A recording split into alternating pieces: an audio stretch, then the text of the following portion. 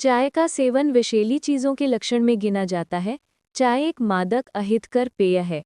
मनुष्य शरीर को जिन 14 द्रव्यों की आवश्यकता होती है, उनमें से एक भी इसमें नहीं है। ये संपूर्ण विजातीय पेय है।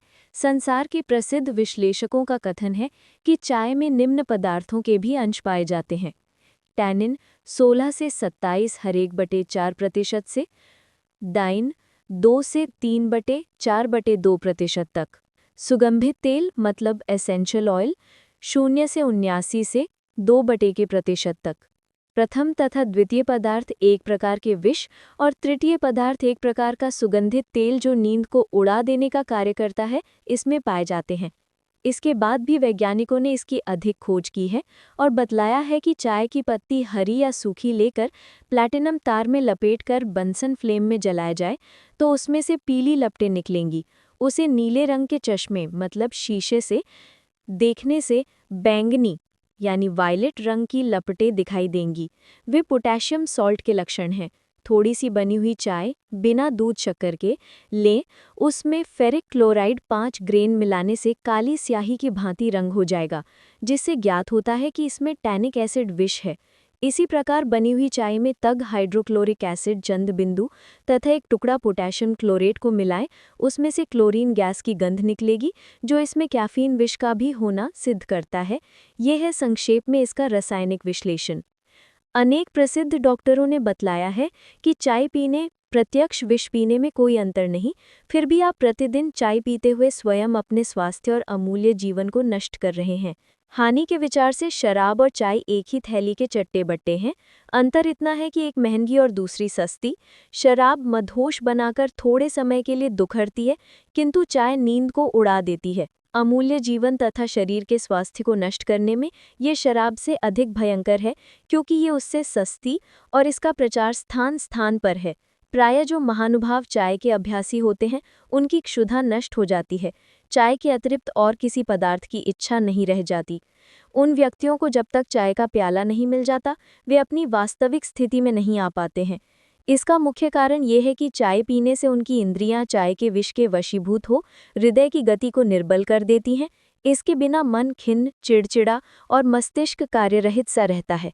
इसका नशा लगभग शराब की भांति ही है, क्योंकि जब चाय का प्रभाव शरीर पर नहीं रहता तो फिर चाय पीने की इच्छा उत्पन्न हो जाती है। इसी प्रकार चाय का विष इंद्रियों पर अप्रभावित प्रभाव डालकर स्फूर्ति पैदा करता है। परिणाम ये होता है कि शरीर की इंद्रियां समय से पूर्व ही नष्ट हो जाती हैं।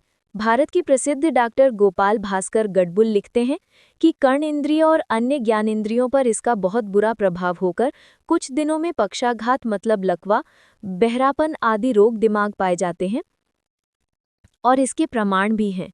फ्रांस के प्रसिद्ध चिकित्सक ने कहा है कि जो व्यक्ति चाय पीते हैं, उनके दिमाग की नसें निर्बल पड़ जाती हैं और कानों में साई की ध्वनि आने लगती है।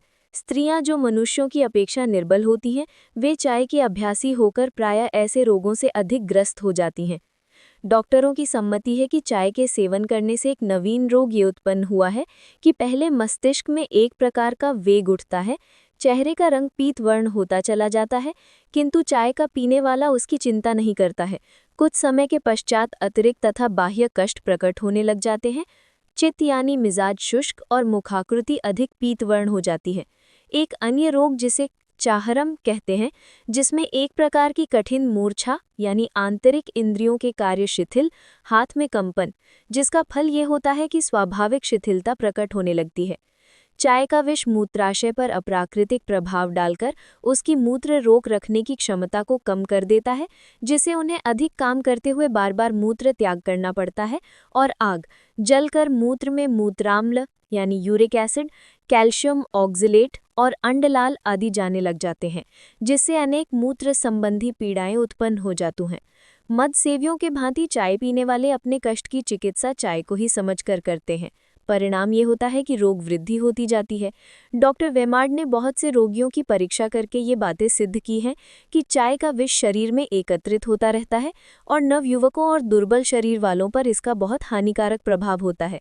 इसके सेवन से इसके विषयुक्त प्रभाव के अनेक लक्षण जैसे क्षुधा का नष्ट होना, पाचन विकार, कोष्ठबद्धता, हृदय धड़कन, हृदय स्थान पर पीड़ा, जी मचलना, कै, मूर्छा, दर्द, गठिया, वाय आदि रोग हो जाते हैं।